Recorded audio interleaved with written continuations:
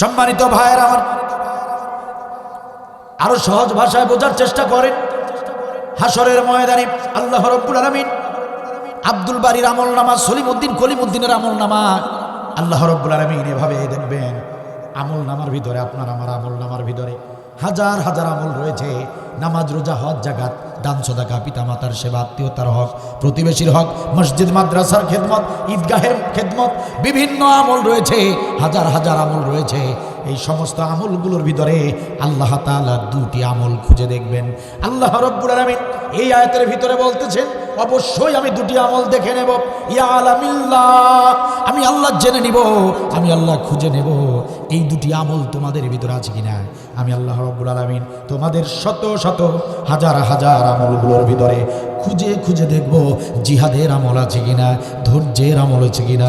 জিহাদের আমল আর ধৈর্যের আমল, এই দুটি আমল যদি বান্দারে তোমাদের আমল নামার ভিতরে পাওয়া যায়, চিন্তা করো না, চিন্তা করো না, অবশ্যই তোমরা জান্নাতে প্রবেশ করবে।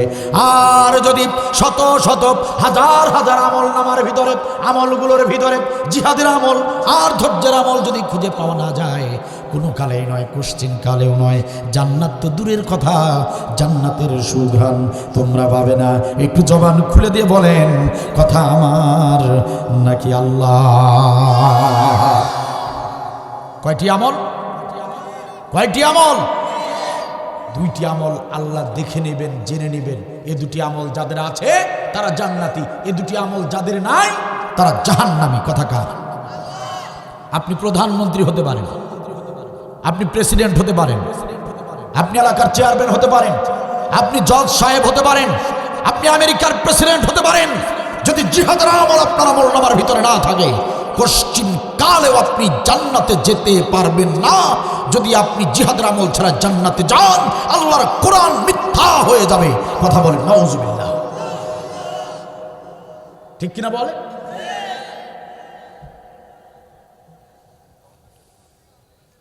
সম্মানিত ভাইয়েরা আমার, আপনাদের মনে প্রশ্ন হতে পারে, হুজুর কুরআনুল কারীমের ভিতরে অসংখ্য আমলের কথা এসেছে, কুরআনুল কারীমের ভিতরে অনেক আমলের কথা আল্লাহ নির্দেশনা দিয়েছেন, কিন্তু হুজুর আপনি বেছে বেছে জিহাদের আলোচনাটা কেন করতেছেন? আরো তো অনেক আলোচনা রয়েছে, অনেক আমল রয়েছে, আপনি কেন জিহাদের আলোচনা শুরু করলেন? কারণটা কি? এমন প্রশ্ন যদি করেন প্রিয় ভাইয়েরা আমার, তাহলে জবাবটা শুনে নেন। আমি আপনাদের সামনে জিহাদের আলোচনা শুরু করলাম এই কারণে, আমি এই কুরআনুল কারীম যতটুকু রিসার্চ করেছি, গবেষণা করেছি, আমি কুরআনুল কারীম গবেষণা করে উপলব্ধি করতে পেরেছি আল্লাহ রাব্বুল আলামিন যত আমলের নির্দেশ কুরআনুল কারীমে দিয়েছেন, যত ফরজ হুকুম আল্লাহ তাআলা কুরআনুল কারীমে দিয়েছেন, সব ফরজের বড় ফরজ হিসেবে, সব আমলের বড় আমল হিসেবে যে আমলটাকে গুরুত্ব দিয়েছেন, সেই আমলের নাম হলো জিহাদ।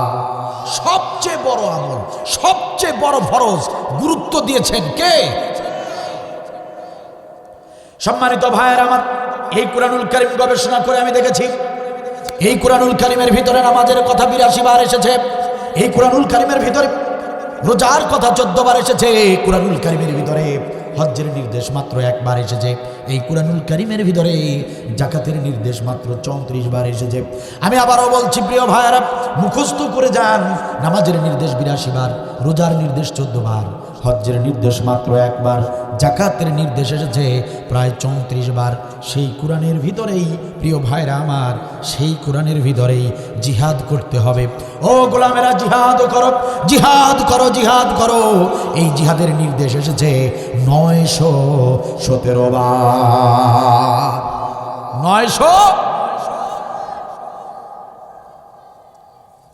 প্রিয় ভাইয়েরা আমার, মনোযোগ দিয়ে শোনেন। ও নামাজি ভাইয়েরা আমার, ও হাজি ভাইয়েরা আমার, কান খুলে শোনেন। ওই যে মুয়াজ্জিন যখন আযান দেয়, হাইয়া আলাস সালাহ, এসো এসো নামাজির দিকে এসো, মুয়াজ্জিনের কণ্ঠে আযান যখন শুনে ফেলেন, আপনার হাতে যত কাজ থাকুক না কেন, আপনি সমস্ত কাজগুলো ফেলে দিয়ে, শত ব্যস্ততা উপেক্ষা করে আপনি দৌড়ে ছুটে যান মসজিদে, ওযুটা করেই জামাতের সঙ্গে নামাজ আদায় করেন। প্রিয় ভাইরা, জামাতের নামাজ যখন আপনি আদায় করলেন, তার মানে আপনি নামাজের প্রতি খুবই গুরুত্বশীল, আপনি গুরুত্ব দেন। আপনি নামাজ এক ওয়াক্ত কাজা করতে চান না, আপনি ওয়াক্ত মতো নামাজ জামাতে আদায় করেন, তার মানে হলো আপনি নামাজটাকে খুবই গুরুত্ব দিয়েছেন। 82 বারের ফরজ, 82 বারের নির্দেশ নামাজ, সেই নামাজকে আপনি গুরুত্ব দিলেন, জামাতের সঙ্গে আপনি নামাজ আদায় করলেন। আলহামদুলিল্লাহ, এটা অন্যতম প্রধান একটি আমল, এটা মুমিনদের একটা প্রধান বৈশিষ্ট্য। নামাজ তো পড়তেই হবে, এটা অনেক বড় ইবাদত। 82 বারের সেই নির্দেশটা আপনি গুরুত্ব দিলেন, আলহামদুলিল্লাহ, ভালো কথা। বছরের একটা মাস আল্লাহ রাব্বুল আলামিন রোজা রাখা ফরজ করেছেন, মাহে রমজানের একটা মাস সারাটা দিন করে না খেয়ে থাকলেন। 14 বারের নির্দেশ পালন করতে গিয়ে প্রিয় ভাইরা সারাটা দিন করে না খেয়ে থাকলেন। অশ্লীলতা থেকে নিজেকে বিরত রাখলেন, মিথ্যা কথা মিথ্যা কাজ থেকে নিজেকে বিরত রাখলেন, এমনকি হালাল স্ত্রীর সঙ্গে দিনের বেলা মেলামেশা পর্যন্ত বন্ধ রাখলেন। রোজা পালন করতে গিয়া আপনি এত ত্যাগ দীক্ষা করলেন। মাত্র 14 বারের ফরজ নির্দেশ, সম্মানিত ভাইরা, সেটাকেও আপনারা গুরুত্ব দিলেন। আলহামদুলিল্লাহ, রোজা একটা গুরুত্বপূর্ণ আমল, অবশ্যই গুরুত্ব দিতে হবে। সবই ঠিক আছে প্রিয় ভাইরা আমার। একবারের নির্দেশ হজ ব্রত পালন করাকে আল্লাহ রাব্বুল আলামিন ফরজ করেছেন, মাত্র একবারের নির্দেশ। সেই হজ ব্রত পালন করতে গিয়া 7 লক্ষ টাকা খরচ করলেন। মক্কায় গেলেন, মদিনায় গেলেন, হজ ব্রত পালন করলেন। প্রিয় ভাইরা আমার, হজকেও আপনি গুরুত্ব দিলেন, মাত্র একবারের নির্দেশ। সম্মানিত ভাইরা আমার, 34 বারের নির্দেশ জাকাত, সেই জাকাত আপনি আদায় করলেন। প্রতিটা বছর আপনার সহায় সম্পত্তির হিসাব কষে আপনি জাকাতের টাকা বিতরণ করলেন। প্রিয় মুসল্লি ভাইরা, প্রিয় হাজি ভাইরা, প্রিয় রোজাদার ভাইরা, কান খুলে শোনেন, আপনি 82 বারের নামাজটাকেও গুরুত্ব দিয়েছেন, আপনি 14 বারের রোজাটাকেও গুরুত্ব দিয়েছেন, আপনি একবারের নির্দেশ হজকেও গুরুত্ব দিলেন, জাকাতকেও গুরুত্ব দিলেন। একটাবার নিজেদের বিবেককে জিজ্ঞাসা করেন, একটাবার নিজেদেরকে জিজ্ঞাসা করেন, একটাবার আপনাদের বিবেককে জিজ্ঞাসা করেন। 82 বারের নামাজকে গুরুত্ব দিলেন, 14 বারের রোজাকে গুরুত্ব দিলেন, একবারের হজকে গুরুত্ব দিলেন, 34 বারের জাকাতকে গুরুত্ব দিলেন। অথচ সেই কুরআনুল কারীমের ভিতরে সেই আল্লাহর নির্দেশ, 917 বারের নির্দেশ, ও গোলামেরা জিহাদ করো, জিহাদ করো, জিহাদ করো, বারবার আল্লাহ রাব্বুল আলামিন বললেন, আয়াতে আয়াতে বললেন, পাতায় পাতায় বললেন, পৃষ্ঠায় পৃষ্ঠায় বললেন, পরতে সব জায়গায় বারবার করে আল্লাহ বললেন, ও গোলাম জিহাদ করো, জিহাদ করো। সেই 917 বারের নির্দেশ, জিহাদের আমল আপনি করলেন না, জিহাদের আমলকে আপনি অবহেলা করলেন, জিহাদের আমলকে আপনি গুরুত্ব দিলেন না, জিহাদের আমলকে আপনি অস্বীকার করলেন, নিজেও আমল করলেন না। যারা জিহাদের আমল করেছে তাদের বিরুদ্ধে আপনি বিরোধিতা করলেন। ও আমার প্রিয় ভাইয়েরা আমার, 917 বারের ফরজ আমলটা আপনি নিজেও করলেন না, অবহেলা করলেন, অস্বীকার করলেন।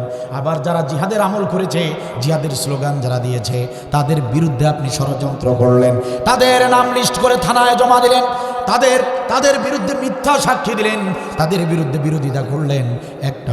একটাবার নিজেদের বিবেককে জিজ্ঞাসা করেন, নামাজ রোজা হজ জাকাত করে এই 917 বারের নির্দেশ জিহাদকে অস্বীকার করে, জিহাদের বিরোধিতা করে আপনারা জান্নাতে যেতে পারবেন নাকি জাহান্নামে যাবেন? একটাবার প্রশ্ন করেন, আপনাদের বিবেক বলে দিবে নামাজ রোজা হজ জাকাত নিয়েই জাহান্নামে যেতে হবে, বাঁচার কোনো উপায় থাকবে না। ঠিক কিনা বলেন? সবচেয়ে বড় আমল জিহাদ। সব আমল কবুল হবে তখন জিহাদের আমল করবেন যখন। জিহাদের আমল নয়, ওয়াল্লাহি আল্লাহর নামের কসম করে বলছি, সমস্ত আমলগুলো নিয়ে, নামাজ রোজা হজ জাকাত নিয়ে জাহান্নামে যেতে হবে, জাহান্নামে যেতে হবে, বাঁচার কোনো উপায় নাই। চাপার জোরের কথা বলতে আসিনি। সূরা মুহাম্মদ খুলে দেখেন, 1 নম্বর আয়াত। সূরা মুহাম্মদ কয় নম্বর আয়াত? ওয়াসাদ্দু আন সাবিলিল্লাহি আদাল্লা আমালাহুম, ওয়াসাদ্দু আন সাবিলিল্লাহি আদাল্লা আমালাহুম। আছে না হুজুর? আছে না আয়াত? সূরা মুহাম্মদের 1 নম্বর আয়াত। আল্লাযিনা কাফারু ওয়াসাদ্দু আন সাবিলিল্লাহ, দিন কায়েমে যারা বাধা দেয়, আল্লাহর পথে যারা বিরোধিতা করে, আদাল্লা আমালাহুম, আমি আল্লাহ তাদের সমস্ত আমল বরবাদ করে দেই।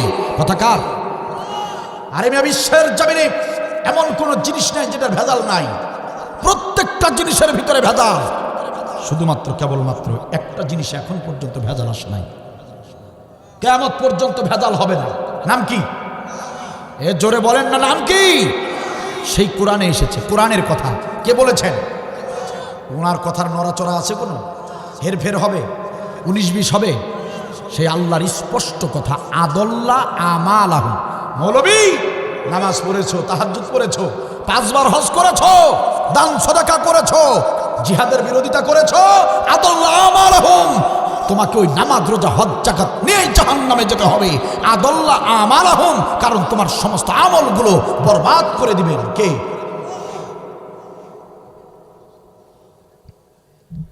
সরাসরি আল্লাহর কথা।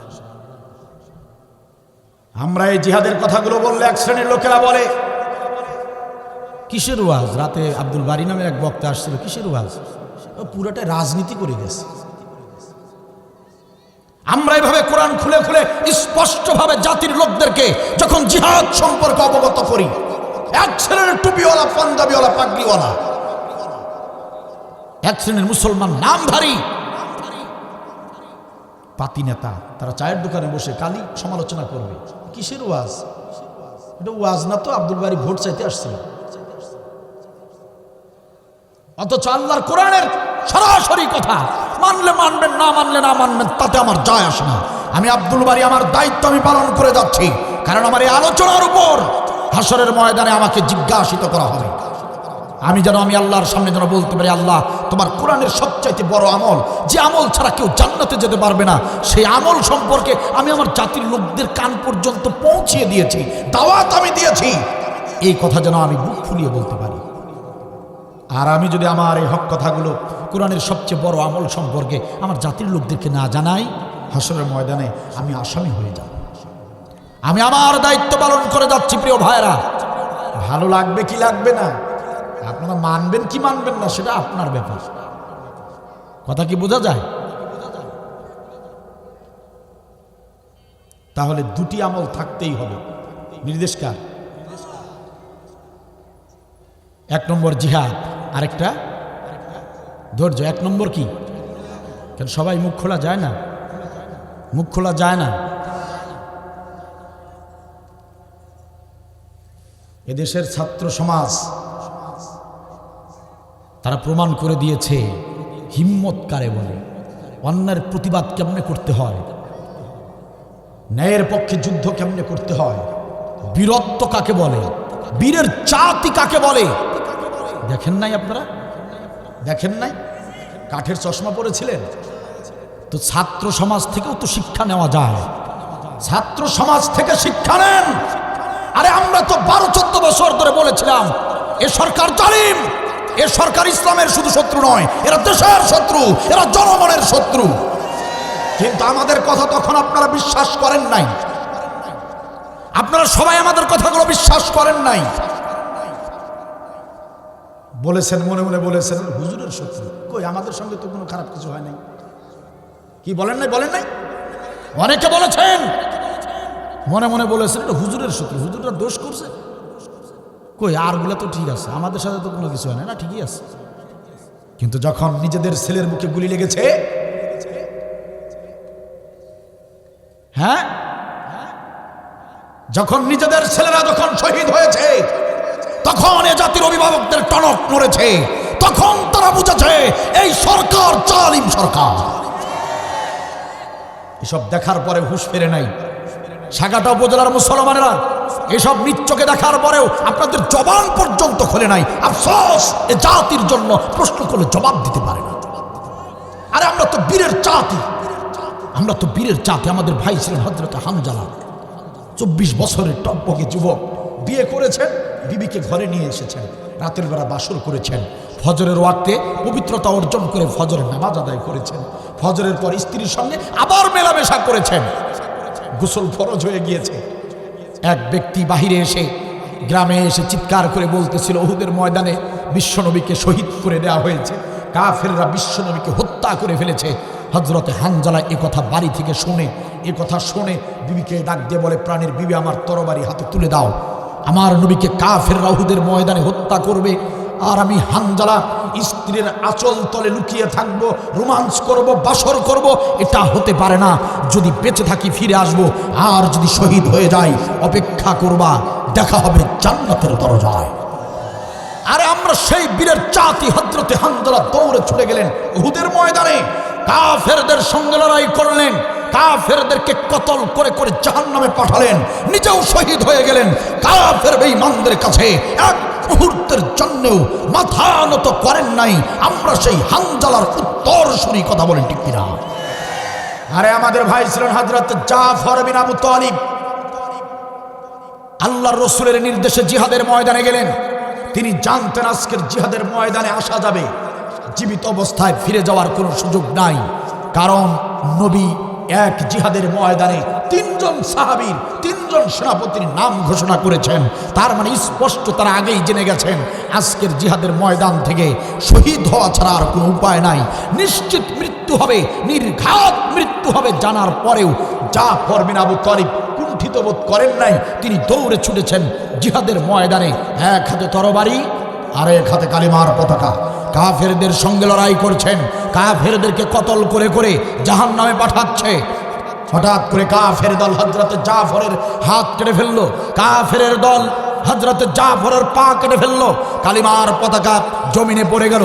জাফর বিন আবু তালিব ভাবলেন কালিমার পতাকা জমিনে পড়ে গিয়েছে, কালিমার পতাকা কাফেরদের পায়ের নিচে পিষ্ট হবে, এটা বরদাস্ত করা যাবে না। এতটুকু অপমান তিনি সহ্য করলেন না। আমাদের ভাই জাফর বিন আবু তালিব হাত নাই, পা নাই, মুখ দিয়ে দাঁত দিয়ে কালিমার পতাকা কামড়ে ধরে উড্ডীন করে রেখেছিলেন। কালিমার পতাকার অপমান হবে এতটুকু তিনি বরদাস্ত করেন নাই। আমরা সেই জাফরের উত্তরসূরি, কথা বলেন ঠিক কিনা? সাগাড়া উপজেলার মুসলমানেরা কান খুলে শোনেন, আমরা খালিদের উত্তরসূরি। মাত্র 36,000 সৈন্য নিয়ে খালিদ চলেছেন ইয়ারমুকের যুদ্ধে। ইয়ারমুকের যুদ্ধে কাফেরদের সংখ্যা 3,40,000। কাফেরদের সঙ্গে যুদ্ধ করছেন খালিদ বিন ওয়ালিদ। হাতের তরবারি একটা দুটা নয়, কাফেরদেরকে মেরে মেরে হযরতে খালিদের হাতের 8টি তরবারি ভেঙে ফেলেছেন, 8টি তরবারি ভেঙে ফেলেছেন। বীরত্বের সঙ্গে কাফেরদেরকে তিনি কতল করেছেন। কাফেরদের লাশের উপর লাশ, লাশের স্তূপ হয়ে গেল। সেই স্তূপের উপর দাঁড়িয়ে খালিদ বিন ওয়ালিদ যুদ্ধ করেছেন। বাকি জিন্দেগিতে কাফেরদের সামনে কখনো তিনি পরাজিত হন নাই। আমরা সেই বীরের জাতি, আমরা হাসতে হাসতে মরতে জানি, কাফেরদের সামনে মাথা নত করতে জানি না, ঠিক কিনা বল? আমি আপনাদেরকে আহ্বান জানাতে চাই, প্রিয় ভাইয়ের আমার, বৈষম্য বিরোধী আন্দোলনের ছাত্ররা শহীদ হয়েছেন, জীবন দিয়েছেন, রক্ত দিয়েছেন, তাদের অনেকে শহীদ হয়েছেন। তাদের স্বপ্ন বাস্তবায়ন করার দায়িত্ব এখন আমার, আপনার, আমাদের সকলের কাঁধে এসেছে। প্রিয় ভাইয়ের আমার, আসুন আমরা ঐক্যবদ্ধ হই, আসুন শপথ গ্রহণ করি, আসুন নতুন করে সিদ্ধান্ত নেই। এই বাংলাদেশটাকে আমরা একটি ইনসাফ ভিত্তিক রাষ্ট্রে পরিণত করব। আসুন আমরা সিদ্ধান্ত নেই, এই বাংলাদেশ থেকে সুদ ঘুষ দুর্নীতি আমরা মোচন করে দেব। এই বাংলাদেশে কোনো চাঁদাবাজি চলবে না, যে দলেরই হোক না কেন তাদেরকে আমরা বয়কট করব, কথা বলে ঠিক কিনা? আসুন আমরা সিদ্ধান্ত নেই, এই বাংলার জমিনটাকে আমরা একটাবার কোরআনের শাসন চালু করতে চাই। কোরআনের বিধান প্রতিষ্ঠিত করতে গিয়ে যদি আবারও আমাদেরকে রাজপথে যেতে হয়, যদি আবারও আমাদের ভাইদের মতো করে বুক পেতে দিতে হয়, আবু সাইদের মতো বুক পেতে দিব, বিন্দু বিন্দু রক্তকণা ঝরাবো, প্রয়োজনে জীবন বিলিয়ে দেব, তবু বাংলার জমিনে দিন কায়েম করেই ছাড়বো। কারা কারা রাজি আছো? দুহাত তুলে আল্লাহকে দেখাও।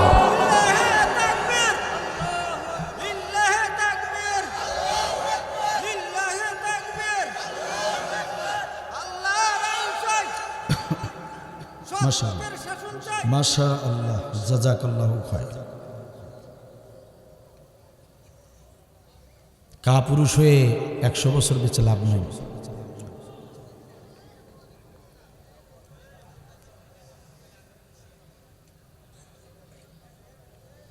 ঘরে থাকলেও তোমার মৃত্যু হতে পারে, অকালে মৃত্যু তোমার হতে পারে। তো সেই মৃত্যু যদি হবেই, মৃত্যু যদি পূর্ব নির্ধারিতই হয়, যেদিন যে সময় হবার কথা সেদিনই যদি হয়, আর সেটা যদি আল্লাহ তালিকা আগেই করে থাকেন, তবে মুসলমানদের তো জিহাদ থেকে, জিহাদের আমল থেকে পালিয়ে বেড়ানোর কথা নয়। আমাদের জন্ম মৃত্যু তারিখক্ষণ যদি ঠিক করাই থাকে, তবে কিসের ভয় করো মুসলমান? তুমি জিহাদের ময়দানে না গেলেও তো তোমার মৃত্যু হবে। তার চেয়ে কি এটাই ভালো নয় জিহাদের ময়দানে গিয়ে শহীদ মৃত্যুটা হয়ে যাক? আমার জাতির লোকেরা এটা বোঝে না।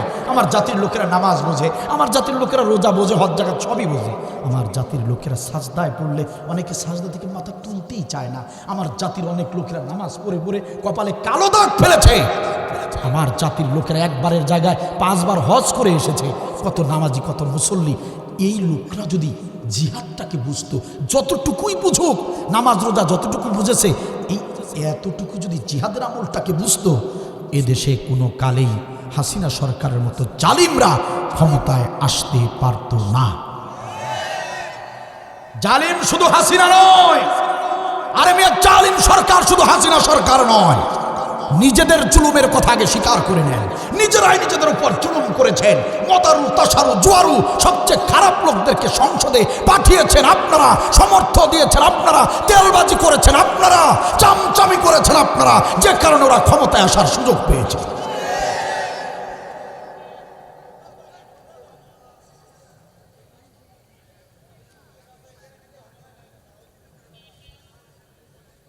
নামাজ রোজা হজ জাকাত বাথরুম টয়লেট পর্যন্ত আল্লাহর বিধান আছে, আছে না?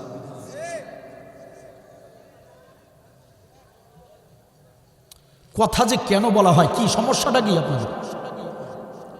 একটা সাউন্ড হবে না।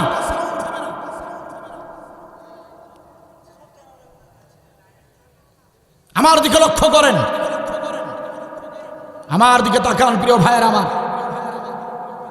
টয়লেটে ঢুকতে সময় বাম পা দিয়ে ঢুকতে হবে, বের হবার সময় ডান পা দিয়ে বের হবে, দুয়া পর্যন্ত আল্লাহর বিধান আছে না নাই? আচ্ছা, টয়লেট বাথরুমের চেয়ে ছোট কাজ আর কিছু আছে? সেই কাজটারও বিধান আল্লাহ দিয়ে দিয়েছেন, ঠিক কিনা বলেন? আপনি বসবেন কেমনে, দাঁড়াবেন কেমনে, জুতা পরবেন কোনটা আগে, মোজা পরবেন কোনটা আগে, মসজিদে ঢুকবেন কেমনে, বের হবেন, আর এগুলোর চাইতে সাধারণ আর কোনো বিষয় আছে? এগুলোর বিধান আল্লাহ যে আল্লাহ দিয়েছেন, আপনার ওই আল্লাহ সংসদ কাদেরকে দিয়ে সাজাবেন সেই বিধান দেয় নাই। মানব জাতির সবচেয়ে গুরুত্বপূর্ণ বিষয় রাজনৈতিক বিষয়, সবচেয়ে গুরুত্বপূর্ণ রাষ্ট্রীয় বিষয়টা সবচেয়ে গুরুত্বপূর্ণ, সবচেয়ে বড় বিষয়। সে রাজনৈতিক রাষ্ট্রীয় ব্যাপারে আল্লাহর বিধান নাই? কথা বলেন না কেন নাই? বাথরুম টয়লেটের বিধান আল্লাহ দিয়েছেন, ওটার বিধান আল্লাহ দেন নাই? এত বড় বিষয়টার বিধান আল্লাহ দেন নাই? রাষ্ট্রীয় রাজনীতি কতটা গুরুত্বপূর্ণ জানেন? 5 বছরের জন্য একটা রাষ্ট্র, একটা রাজনৈতিক দল 5 বছরের জন্য তারা নির্ধারণ করবে এদেশের জনগণ বেগুন ভর্তা দিয়ে ভাত খাবে না ইলিশ মাছ দিয়ে ভাত খাবে। সেটা নির্ধারণ হয় রাষ্ট্রের উপরে। রাষ্ট্র কতটা গুরুত্বপূর্ণ শোনেন। একটা রাষ্ট্রীয় রাজনৈতিক দল নির্ধারণ করে এদেশের জনগণ মসজিদে গিয়ে নামাজ পড়বে নাকি মসজিদে তালা দেওয়া হবে, সেটাও রাষ্ট্রের উপর নির্ভর করে। কিসের নামাজ তোমার, কিসের রোজা, কিসের হজ, কিসের জাকাত, যদি রাষ্ট্রের বেলায় তুমি অবহেলা করো, গাফেল হয়ে যাও, রাষ্ট্রীয় কাজে যদি রাষ্ট্রের দায়িত্ব পালন করতে গিয়ে রাষ্ট্রীয় গঠন করার সময়, রাষ্ট্র গঠনের সময় যদি তুমি আল্লাহর সঙ্গে গাদ্দারি করো, তোমার নামাজের কি দাম আছে? কি দাম আছে তোমার রোজার, তোমার হজের? এদেশের জনগণ ইসলামী শিক্ষায় শিক্ষিত হবে না নাস্তিকদের শিক্ষায় শিক্ষিত হবে, এটা নির্ধারণ করে রাষ্ট্র। কে করে? কে করে? রাষ্ট্র। তো সবচেয়ে বড় বিষয় রাষ্ট্র নয়? এদেশের শ্রমিকরা, এদেশের দিনমজুররা, এদেশের সাধারণ পাবলিক, এরা ন্যায্য অধিকার পাবে কি পাবে না, নির্ধারণ কে করে? আপনি পারবেন? কে করে? রাষ্ট্র করে। এদেশের কৃষকরা তাদের ন্যায্য ফসলের মূল্য পাবে কিনা কে নির্ধারণ করবে? রাষ্ট্র করবে। এদেশের আলেমরা ওয়াজ করতে পারবে কি পারবে না কে নির্ধারণ করে? অনুমতি লাগবে কি লাগবে না কে নির্ধারণ করে? তো সবই তো রাষ্ট্রে। আপনার স্ত্রীকে মহারণা দিতে হবে কি হবে না কে নির্ধারণ করে? এদেশে জিনা থাকবে না বিয়ে থাকবে কে নির্ধারণ করবে? কথা বলে না, কে নির্ধারণ করবে? আপনার মোবাইল ফোনে XX পর ল্যাংটা ছবি চলবে নাকি ইসলামী ছবি ভিডিও চলবে কে নির্ধারণ করবে? কার ক্ষমতা আছে এটা? তো সব বিষয় তো রাষ্ট্রের, সব বিষয় কার? সবই রাষ্ট্রের। তাহলে তো আপনাকে আমাকে সবচেয়ে গুরুত্ব দিতে হবে ওই রাষ্ট্রের দিকে, যাদেরকে দিয়ে রাষ্ট্র তৈরি করলে, রাষ্ট্র গঠন করলে, যাদেরকে রাষ্ট্রের নেতা বানালে তারা অশ্লীলতা বন্ধ করে দিবে, মাদক বন্ধ করে দিবে, দুর্নীতি বন্ধ করবে, চাঁদা বন্ধ করবে, ঘুষ বন্ধ করবে। এই ধরনের লোকদেরকে সমর্থন দিয়ে, সহযোগিতা করে, তাদের পিছনে টাকা দিয়ে, সময় দিয়ে, শ্রম দিয়ে সংসদ পর্যন্ত পৌঁছে দেওয়ার দায়িত্বটা সবচেয়ে বড় ফরজ, সবচেয়ে বড় ফরজ, সবচেয়ে বড় ফরজ। এটা যারা বুঝেছে তারা ইসলাম বুঝেছে, এটা যারা বোঝে নাই ওরা হয়তোবা ইসলাম বোঝে নাই, নয়তোবা তারা মুনাফিক, বুঝার পরেও ভান ধরেছে। আপনার প্রশ্ন করতে পারেন, হুজুর জিহাদের কথা বলছেন, জিহাদ জিহাদ জিহাদ মানে কি বলেন? আমরা তো 16টা বছর জানলাম জিহাদ মানে জঙ্গিবাদী কর্মকাণ্ড করা, কারণ হাসিনা সরকার যারাই জিহাদ করেছে তাদেরকে জঙ্গি বানিয়ে দিয়েছে, ঠিক কিনা বলে? আমরা দেখেছি যারা এই জিহাদের কথা বলেছে, দিন কায়েমের মিছিল যারা দিয়েছে তাদেরকেই জঙ্গি মামলায় দিয়ে, সন্ত্রাসী মামলা দিয়ে গ্রেপ্তার দিয়েছে, গ্রেপ্তার করেছে। আমরা দেখেছি 16টি বছর যারা এই জিহাদের কথা বলেছে তাদের বিরুদ্ধে মানবতা বিরোধী মামলা হয়েছে। যারা এই জিহাদের কথা বলেছে তাদের বাড়িঘর ছাড়তে হয়েছে, যারা এই জিহাদের আমল করেছে তাদেরকে জেল কাটতে হয়েছে, যারা এই জিহাদের আন্দোলন করেছে তাদেরকে ফাঁসিতে ঝুলানো হয়েছে। আসলে হুজুর জিহাদ মানে মারামারি, জিহাদ মানে বোমাবাজি করা নাকি, জিহাদ মানে সন্ত্রাসী কর্মকাণ্ড করা নাকি? এমন প্রশ্ন যদি করেন, প্রিয় ভাইয়েরা আমার দিকে লক্ষ্য করেন, আল্লাহ রাব্বুল আলামিন যে জিহাদের কথা বলেছেন, এই জিহাদটা আরবি শব্দ, এটা আল্লাহর ভাষা, আরবি শব্দ। এই আরবি শব্দ জিহাদ বাংলা অর্থ হলো চেষ্টা করা, ইংরেজিতে বলা হয় ট্রাই, বাংলাতে চেষ্টা, ইংরেজিতে ট্রাই, বাংলাতে চেষ্টা, ইংরেজিতে ট্রাই, আল্লাহর ভাষায় সেটাকে বলা হয় জিহাদ। জিহাদ মানে কথা বলে না, চেষ্টা করা। জিহাদ মানে, যদি প্রশ্ন করি প্রিয় মুসলমান ভাইয়েরা, আপনারা যারা কোরআনের এই মাহফিলে এসেছেন, চেষ্টা যদি না করতেন আসতে পারতেন নাকি? যদি চেষ্টা না করেন মাহফিল শেষ হয়ে যাবার পর বাসায় পৌঁছতে পারবেন নাকি? চেষ্টা যদি না করেন বসে বসে আলোচনা শুনছেন, চেষ্টা যদি না করেন কোমরটা সোজা করে দাঁড়াতে পারবেন নাকি? পারবেন? পারবেন? বাসায় গেলেন, বাসায় যাবার পর ভাবি আপনার সামনে, আপনাদের স্ত্রীরা আপনাদের সামনে খাবারের প্লেট এনে দিল, প্রাণের স্বামী আমার, সন্ধ্যাবেলা বললাম খেয়ে যাও, খেয়ে যাও, ঠান্ডা দিন, ভাত ঠান্ডা হয়ে যাবে, রাতের খাবারটা খেয়ে যাও, কথা তো শুনলে না, দৌড়ে ছুটে কোরআনের ময়দানে চলে গিয়েছিলে, এত রাতে এখন বাড়িতে ফিরেছ, প্রাণের স্বামী আমার, হটপটে রেখেছিলাম খাবার, এখনো গরম রয়েছে, প্রাণের স্বামী আমার খেয়ে নাও। এমন কথা যদি আপনার স্ত্রীরা আপনাকে যদি বলে, আপনার স্ত্রী যদি আপনার সামনে খাবারের প্লেটটা এভাবে দেয়, প্রিয় ভাইয়েরা আমার, আপনি যদি চেষ্টা না করেন, ওই খাবারটুকু যদি মুখ পর্যন্ত তুলে না নেন, এতটুকু চেষ্টা যদি না করেন, জিবরিল আমিন এসে আপনাদেরকে খাওয়ায়া দিবে নাকি? দিবে? দিবে? প্রিয় ভাইয়েরা আমার, কেন বোঝেন না? এরকম ছোট ছোট কাজ করতে গিয়ে যদি চেষ্টার প্রয়োজন হয়, উঠতে বসতে শুইতে খাইতে, এমন ছোট ছোট কাজ করতে গিয়ে চেষ্টার যদি প্রয়োজন হয়, ও পৃথিবীর মুসলমানেরা, যে দেশে যে জমিনে আল্লাহর দিন কায়েম নাই, আমার আল্লাহ বলেন, গোলাম রে, তোমার বাংলাদেশে কোরআনের বিধান কায়েম নাই, সব কাজ করতে গেলে যদি চেষ্টার প্রয়োজন হয়, ভাত খাইতেও যদি চেষ্টার প্রয়োজন হয়, উঠতে দাঁড়াতে শুইতে বসতে সব কাজের বেলায় যদি চেষ্টার প্রয়োজন হয় গোলামেরা, তাহলে দিন কায়েমের জন্য চেষ্টার প্রয়োজন। একটু জবান খুলে বলেন, আছে না নাই? ওই চেষ্টার নাম জিহাদ। চেষ্টা করো। কি করো? চেষ্টা, চেষ্টা, চেষ্টা, আপ্রাণ চেষ্টা, প্রাণপণ চেষ্টা, প্রাণান্তকর চেষ্টা, মানে যেভাবে চেষ্টা করলে কাজ হবে, যেভাবে চেষ্টা করলে দিন কায়েম হবে, যেভাবে চেষ্টা করলে ওমরের মতো, আলীর মতো সৎ লোকগুলো সংসদের নেতা হবে, সেইভাবে চেষ্টা করার নাম।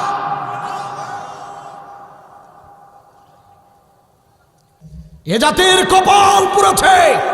এ জাতির লোকেরা যদি কোরআনের কাছে ফিরে না আসে, এই জাতির কপালে আরো আগুন লাগবে। গজব আল্লাহ দিবেন, আল্লাহ দিবেন। কথাটা মিলিয়ে নিয়ে কথা মিলিয়ে নিয়েন। এ জাতির লোকেরা যদি কোরআনের কাছে ফিরে না আসে, চাবুকের মার তো 16 বছর কম খান নাই, তারপরে যদি শিক্ষা না হয়, এসব ওয়াজ নসিহত দিয়ে কাজ হবে না। সুতরাং জিহাদ জিহাদ দিন কায়েমের চেষ্টা করতে হবে, এটা ফরজ। কে করেছেন? আমাদের সবাইকে জিহাদ করার প্রয়োজন আছে না নাই? প্রয়োজন আছে। জিহাদের আমল এটা রক্ত দেয়া, জীবন দেওয়ার আমল, সাহসিকতার আমল। এই আমল যদি আমরা জানতাম, জালিমরা জুলুম করতে পারতো না, আমাদেরকে ভয়ে থরথর করে কাঁপত। কথা কি বুঝছেন? প্রিয় ভাইরা, আপনারা হয়তো বা অনেকে জানেন অথবা অনেকে আপনারা জানেন না, যুক্তরাষ্ট্রের ক্যালিফোর্নিয়াতে আল্লাহ রব্বুল আলামিন একদম চাক্ষুষ এক গজব নামিয়ে দিয়েছে। দাও দাও করে দুদিন থেকে আগুন জ্বলছে। 64 বর্গ মাইল এলাকা জুড়ে ক্যালিফোর্নিয়াতে দাবানল জ্বলছে। যুক্তরাষ্ট্রের এত বড় ক্ষমতাসীন, এত বড় প্রেসিডেন্ট, এত ক্ষমতাসীন একটা রাষ্ট্র, হেলিকপ্টার, বিমান, কত কিছু দিয়ে চেষ্টা করছে, পানি দিয়ে চেষ্টা করছে, বিভিন্নভাবে চেষ্টা করছে, আগুন নেভাতে পারছে না। ওটা হলো যুক্তরাষ্ট্রের ওই ক্যালিফোর্নিয়া। যারা আমাদের মুসলমান ভাই ফিলিস্তিনের জমিনে, আমাদের মুসলমান ভাইয়েরা গাজায় যারা বসবাস করেছে, তাদেরকে নির্যাতন করেছিল যারা, ওই ক্যালিফোর্নিয়া, যেখান থেকে ফিলিস্তিনের এই মুসলমানদের উপরে, আফগানিস্তানের মুসলমানদের উপরে যারা সবচেয়ে বেশি পম্পিং করেছে, যারা ইহুদিদের সঙ্গে হাত মিলিয়েছে, যারা আমাদের ভাইদেরকে হত্যা করেছে, তাদের ওই ক্যালিফোর্নিয়াতে আল্লাহ আগুন লাগিয়ে দিয়েছেন। সুবহানাল্লাহ বলবেন না? প্রচুর তাপদাহের কারণে, শুষ্ক তাপমাত্রার কারণে আগুন ধরে গেছে। বনে জঙ্গলে বাড়িঘর পুরে ছারখার, হলিউডের নায়ক নায়িকাদের বাসা পুরে ছারখার, সবাই পালিয়ে বেড়াচ্ছে, এলাকা ছেড়ে সবাই দৌড়াচ্ছে, পালিয়ে পালিয়ে যাচ্ছে। গজব কার পক্ষ থেকে? আল্লাহর পক্ষ থেকে গজব নেমেছে। গজব নেমেছে। কিসের ভয় মুসলমান? আল্লাহ আমাদের সাথে আছেন, ভয়ের কোনো কারণ নাই, ভয়ের কোনো কারণ নাই। আজকে আমেরিকা, ইসরায়েল দাপটের সঙ্গে মুসলমানদের উপর নির্যাতন চালাচ্ছে। সেই দিন বেশি দূরে নয়, সেই দিন বেশি দূরে নয়, এই বিশ্বের জমিনে ইসরায়েলের ইহুদিরা আর ওই খ্রিস্টানেরা এই মুসলমানদের কাছে পরাস্ত হবে, মুসলমানদের হাতে পরাজিত হবে। যদিও মুসলমানদের অস্ত্র কম থাকবে, মুসলমানদের সংখ্যা কম থাকবে, তবু ওই কাফের বেঈমানরা পরাস্ত হবে, এরা আমাদের কাছে পরাজিত হবে। সেই দিন খুব নিকটে চলে এসেছে। কিসের ভয়? ভয়ের কোনো কারণ নেই। সুতরাং আল্লাহর গজবকে ভয় করুন, আল্লাহর গজবকে ভয় করুন। যে জালিমরা পালিয়েছে, সেই জালিমরা যাতে আর কোনোদিন মাথা সোজা করে দাঁড়াতে না পারে, এ ব্যাপারে আমাদেরকে পদক্ষেপ নিতে হবে। এটাই আমাদের প্রধান কাজ বর্তমান সময়, ঠিক কিনা বলেন? আর কোন জালিমকে আশ্রয় প্রশ্রয় দেওয়া যাবে না। ওরা ছাত্র মেরে চেয়েছিল থাকতে ক্ষমতায়, ওরা আলেম মেরে চেয়েছিল থাকতে ক্ষমতায়, থাকিতে পারে নাই। আলিমরা পালায় না, জালিম পালায়। আলিমরা তো পালায় না, জালিম পালায়। ঠিক কিনা বলেন? আমার দেশের জনগণ 5 আগস্টে হয়ে গেল জালিমের পতন। আমার দেশের জনগণ 5 আগস্টে হয়ে গেল জালিমের পতন। ওরা ছাত্র মেরে চেয়েছিল থাকতে ক্ষমতায়, ওরা আলেম মেরে চেয়েছিল থাকতে ক্ষমতায়, থাকিতে পারে নাই, আলেমরা পালায় না, জালেম পালায়। আলেমরা তো পালায় না, জালেম পালায়। ঠিক কিনা বলেন? সময় ছিল ৪৫ মিনিট, গণভবন না ছাড়িলে হইতো রে ফিনিশ। কি ঠিক না? ঠিক না? সময় মাত্র ৪৫ মিনিট, গণভবন না ছাড়িলে হইতো রে ফিনিশ।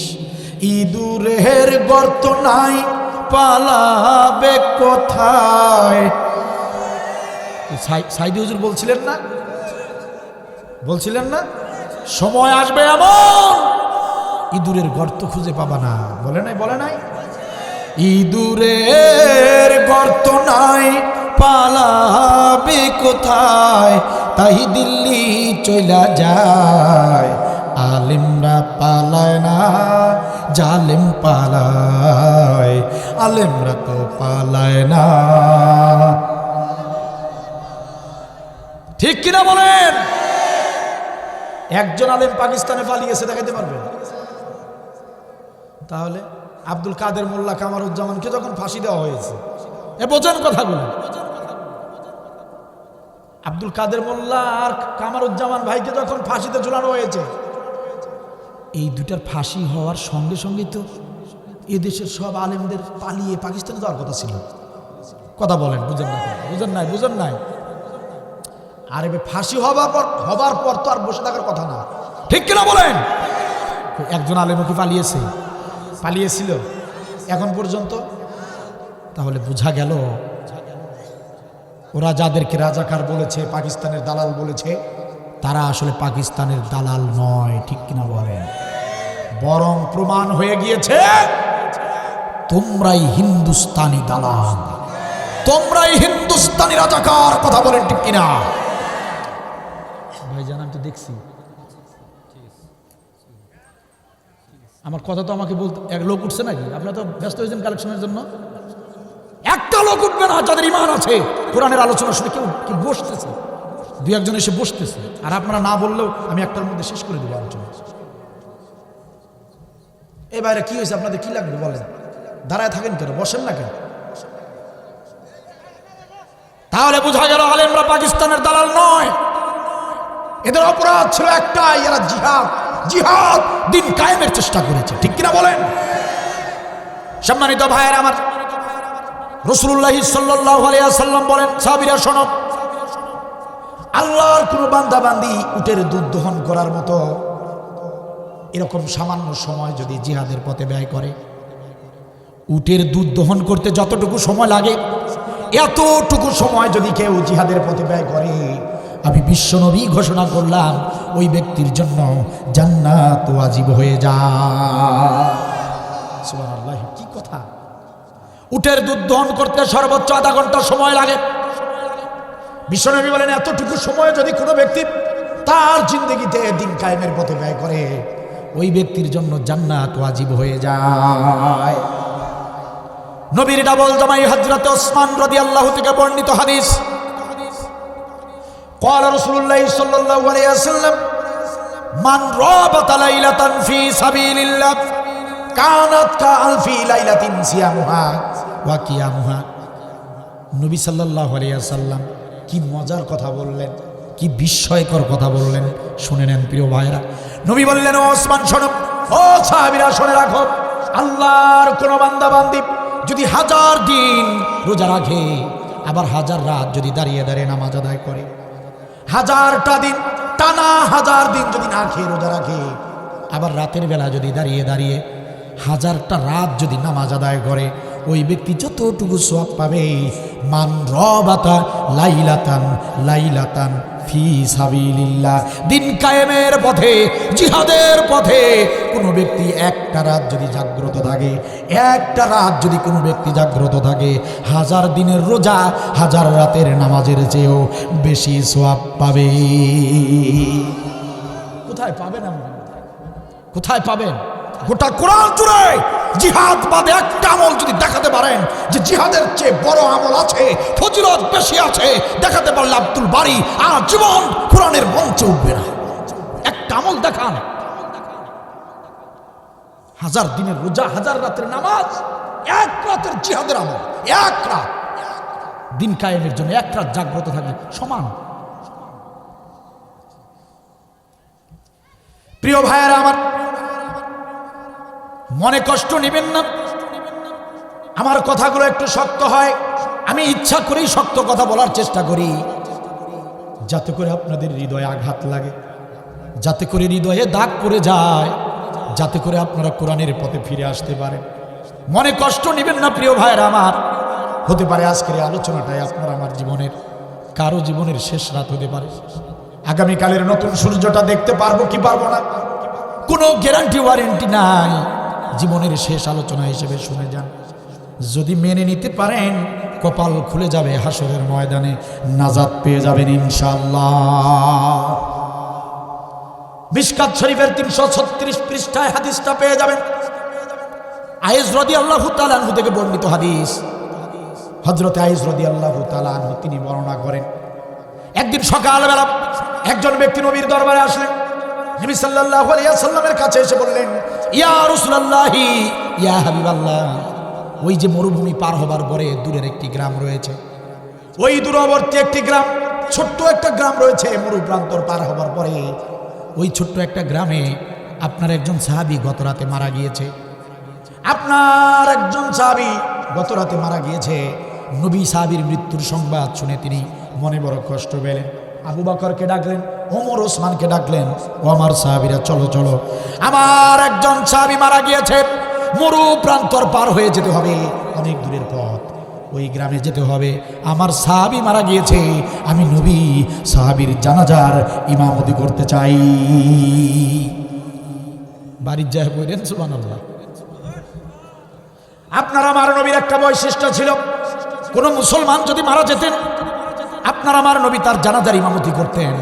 কারণ নবী জানতেন, কোন মুসলমানের যদি ভুল ত্রুটি থাকে, জীবনে যদি গুনাহ থাকে, আমি নবী যদি জানাজার ইমামতি করি, আমি নবীর মর্যাদার কারণে আল্লাহ তাকে মাফ করে দিবে।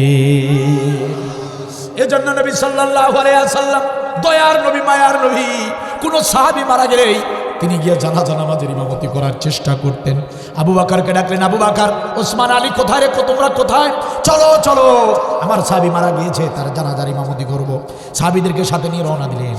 মরু প্রান্তরে হেঁটে হেঁটে অনেক দূরের পথ পাড়ি দিয়ে ওই মৃত সাহাবীর বাড়ির কাছে যখন পৌঁছে গেলেন, ওই গ্রামের একজন সাহাবীর সঙ্গে নবীর দেখা হয়ে গেল। ওই গ্রামের একজন মুসলমানের সঙ্গে নবীর সাক্ষাৎ হয়ে গেল। মুসলমান সাহাবী নবীকে ডাকতে বললেন, ইয়া রাসূলুল্লাহ, ইয়া হাবিবাল্লাহ, হঠাৎ করে আপনি আমাদের এলাকায়, ইয়া রাসূলুল্লাহ, আগে থেকে জানালেন না, খবরও পাঠালেন না, হঠাৎ করে আমাদের এলাকায় এসেছেন, কারণটা কি? নবী বললেন, সাহাবী আমার, তুমি কি জানো না, তোমাদের এই গ্রামেই তো আমার একজন সাহাবী মারা গিয়েছে, আমি শুনতে পেলাম গত রাতে নাকি মারা গিয়েছে, আমি তো তার জানাজার ইমামতি করতে এসেছি, তুমি কি তার মৃত্যুর খবর শোনো নাই? সাহাবী বলেন, ইয়া রাসূলুল্লাহ, ইয়া হাবিবাল্লাহ, কেন শুনবো না, কেন জানবো না?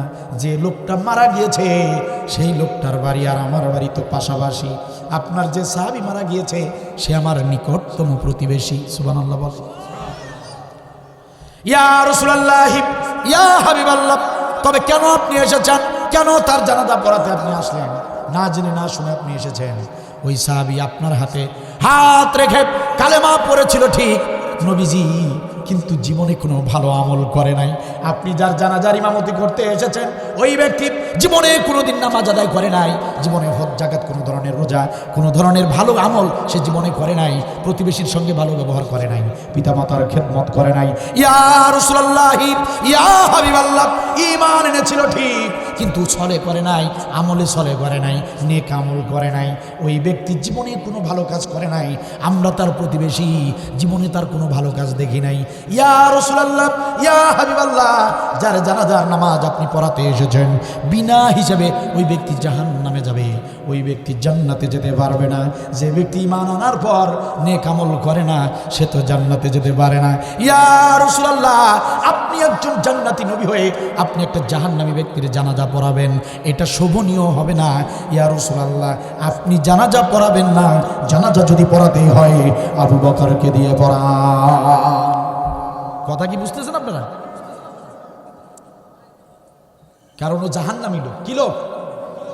কোনো আমল নাই।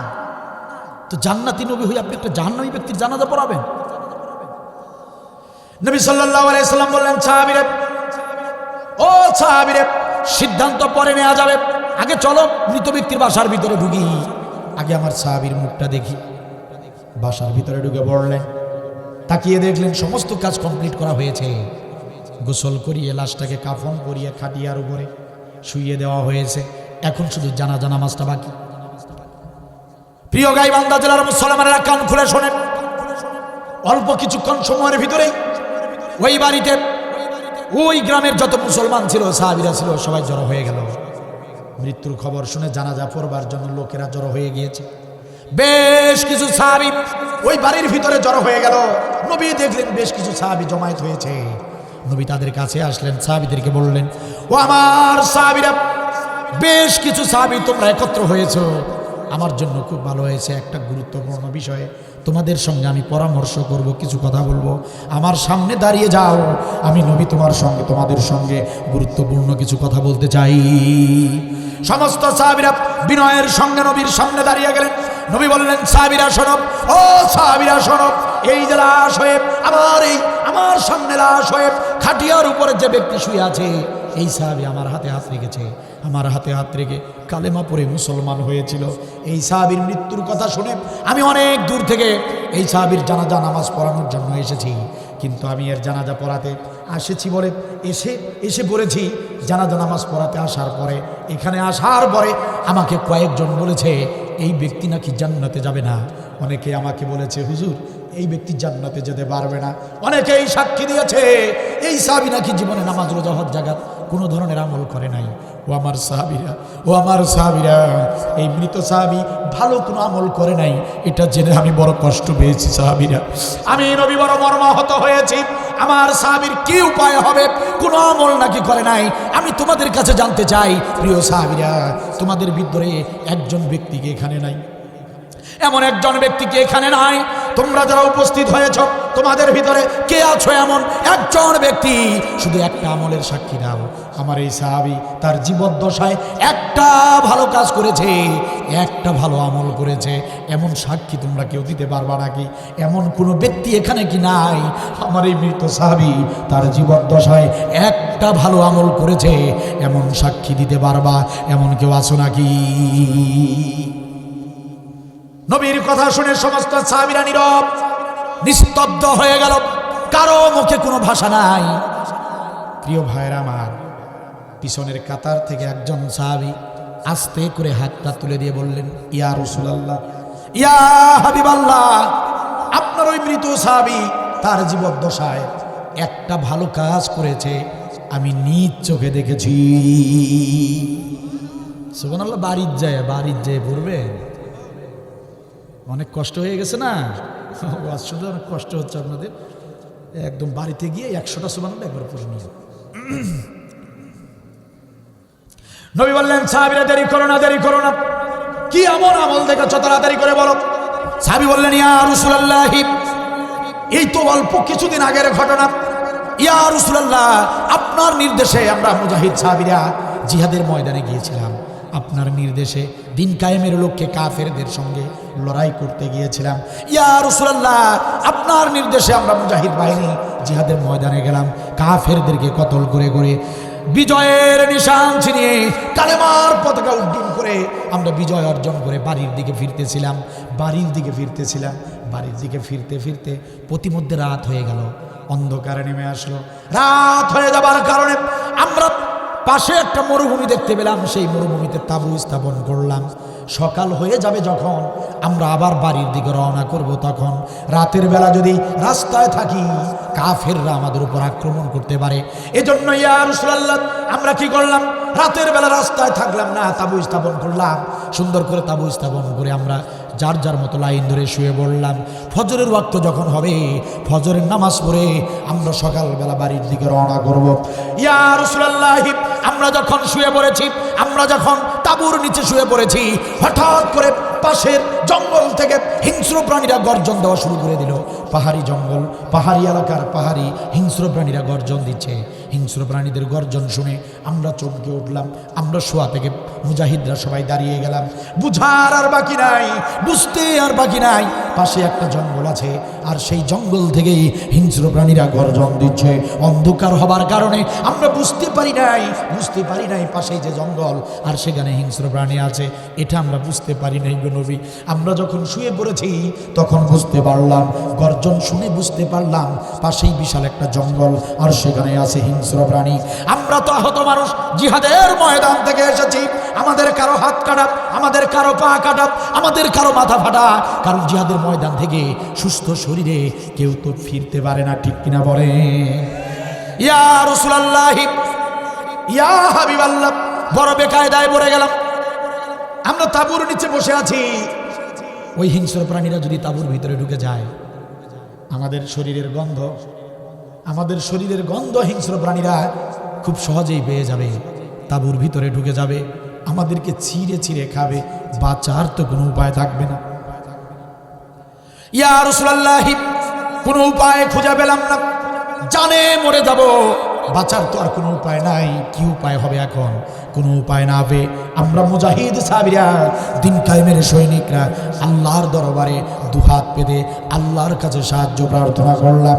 ইয়া রাব্বাল আলামিন, ইয়া রাব্বাল আলামিন, আমরা তোমার বিশ্ব নবীর মুজাহিদ সাহাবী, দিন কায়েমের জন্য লড়াই করেছি, বিজয় অর্জন করে বাড়ির দিকে ফিরতেছি, কিন্তু বুঝতে পারি নাই পাশে যে জঙ্গল আছে, তাবু স্থাপন করেছি, এখন হিংস্র প্রাণীরা গর্জন দিচ্ছে। রব্বুল আলামিন, যদি ওই হিংস্র প্রাণীরা তাবুর ভিতরে ঢুকে যায়, বাঁচার তো কোনো উপায় থাকবে না।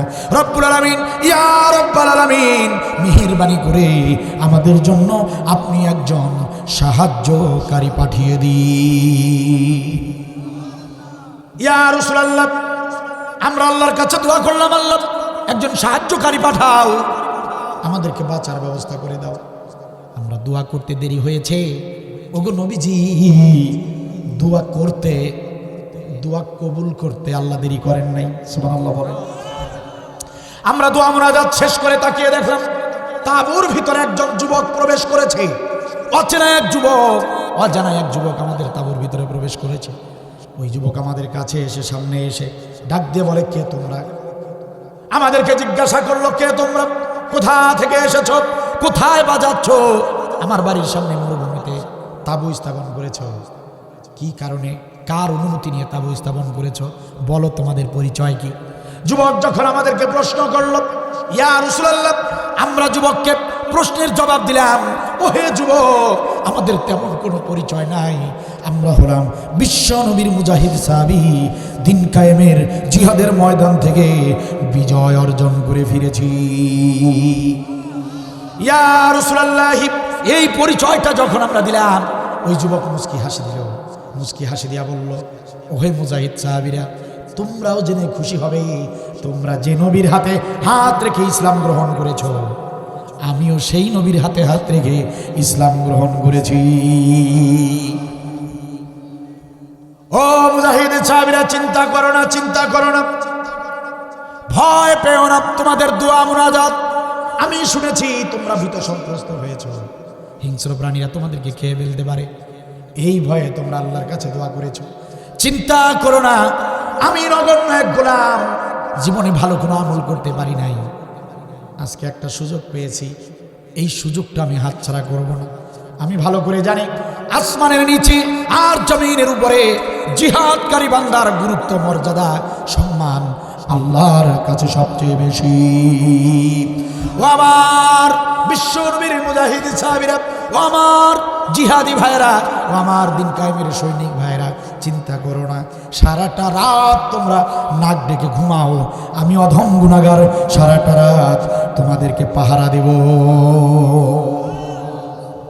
ইয়া রাসূলুল্লাহ, ওই যুবক আমাদেরকে জোর করে শোয়া দিলেন, হাতে একটা লাঠি নিলেন, লাঠিটা নিয়ে তাঁবুর চারপাশে ঘুরতে লাগলেন, পাহারা দেওয়া শুরু করে দিলেন। আমরা শুয়ে পড়েছি, আর ওই যুবক পাহারা দেওয়া শুরু করে দিয়েছে। আমরা শুয়ে শুয়ে শুনতে পেলাম ওই যুবক পাহারা দিচ্ছে আর ওই হিংস্র প্রাণীদেরকে ধমক দিচ্ছে, বক্তব্য দিচ্ছে। ও জঙ্গলের হিংস্র প্রাণীরা, খবরদার খবরদার, বেয়াদবি করবি না, গর্জন দিবি না। তোরা তো জানিস না কারা এসেছে, কারা তাবু স্থাপন করেছে, তোরা তো চিনিস না। ইনারা সাধারণ কোনো মানুষ নয়, আল্লাহর নবীর দিন কায়েমের মুজাহিদরা এসেছে আমাদের গ্রামে তারা এসেছে। তাদের ঘুমের বিরক্ত করবি না। ও হিংস্র প্রাণীরা, বেয়াদবি করবি না। যদি খুব বেশি খিদে লেগে যায় তবে চলে আয়, আমার গোশত মাংস খেয়ে যা, কিন্তু খবরদার নবীর জিহাদি সাহাবীদের ঘুমের ভিতরে বিরক্ত করবি না। ইয়া রাসূলুল্লাহ, ওই যুবক এই বক্তব্য দেওয়ার সঙ্গে সঙ্গে হিংস্র প্রাণীরা চুপ হয়ে গেল। আমরা সবাই ঘুমিয়ে পড়লাম। সকালবেলা ফজরের আজানের সময়, ফজরের ওয়াক্তে যখন জাগ্রত হলাম, আমরা জাগ্রত হয়ে তাঁবুর বাহিরে এসে দেখলাম তখন পর্যন্ত ওই যুবক আমাদেরকে পাহারা দিচ্ছে। ইয়া রাসূলুল্লাহ, ইয়া হাবিবাল্লাহ, ওই যে যুবকটা আমাদেরকে একটা রাত পাহারা দিয়েছে, দিন কায়েমের সৈনিকদেরকে, জিহাদের সৈনিকদেরকে একটা রাত পাহারা দিয়েছিলেন যিনি, ওই যে আপনার সামনে খাটিয়ার উপরে লাশ হয়ে শুয়ে আছেন তিনি। নবী বললেন, সাহাবীরা দেরি করো না, কাতারবদ্ধ হও, আমি নবী এই সাহাবীর জানাজার ইমামতি করব। আল্লাহু আকবার। নবী সাহাবীর জানাজার ইমামতি করলেন। কোন সাহাবী? যে সাহাবীর জীবনে কোনো আমল, সেই সাহাবীর জানাজার ইমামতি করলেন আল্লাহর নবী। শুধু কি তাই নাকি, ইমামতির পরে লাশের খাটিয়া নবী সাল্লাল্লাহু আলাইহি ওয়াসাল্লাম নিজ কাঁধে বহন করে কবর পর্যন্ত গেলেন।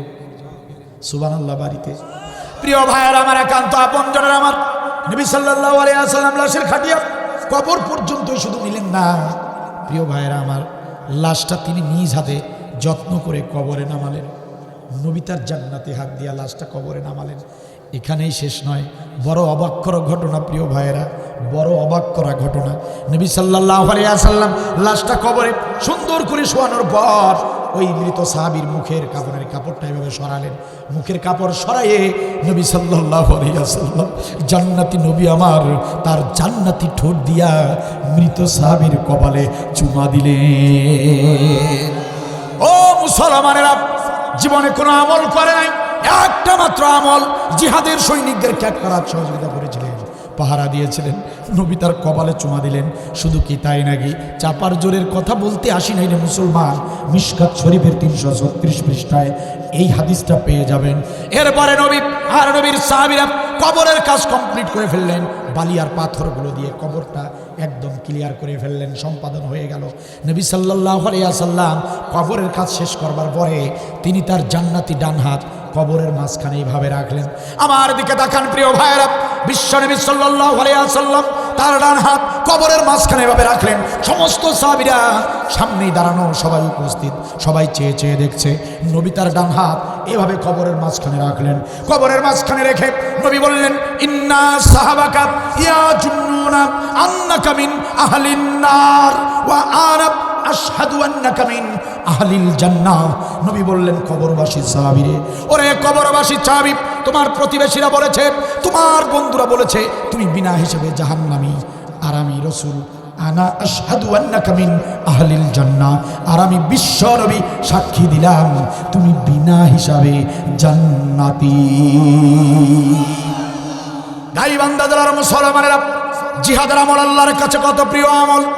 এই সাহাবীর একটা আমল, এক রাতের আমল আল্লাহর দরবারে এতটা ভালো লেগেছে, আল্লাহর কাছে এত পছন্দ হয়েছে, সারা জীবনের সমস্ত গুনাহগুলো আল্লাহ মাফ করে দিয়া তাকে বিনা হিসেবে জান্নাতি হিসেবে কবুল করেছেন। কারণ জিহাদের আমল এটা হলো আল্লাহর কাছে সবচেয়ে প্রিয় আমল। এই জন্য এই আমলটা যারা করবে আল্লাহ তাদেরকে মাফ করবেন, আর এই আমলটা যারা করবে না কোশ্চিনকারেও তারা জান্নাতে যেতে পারবে না। একটু জবান খুলে দিয়ে বলেন, কথা আমার নাকি আল্লাহ? আমার ভাইয়েরা, প্রশ্ন করতে চাই, যদি এই বাংলার জমিনে জিহাদের ডাক এসে যায়, যদি হক্কানি আলেমরা কখনো ডাক দেয় যদি জিহাদের ময়দানে যেতে হয়, যদি ব্যবসা বাণিজ্য ছাড়তে হয়, যদি বাড়িঘর ছেড়ে দিতে হয়, যদি স্ত্রী সন্তান ছাড়তে হয়, যদি চাকরি বাকরি ছেড়ে দিয়ে রাজপথে যদি গিয়ে শুয়ে পড়তে হয়, যদি বন্দুকের নলের সামনে দাঁড়াতে হয়, যদি রক্ত দিতে হয়, এই বাংলাদেশটাকে ইসলামী রাজ কায়েম করতে গিয়া যদি জীবন দিতে হয়, জিহাদের ময়দানে যেতে কারা কারা রাজি আছেন দুহাত তুলে আল্লাহকে দেখান।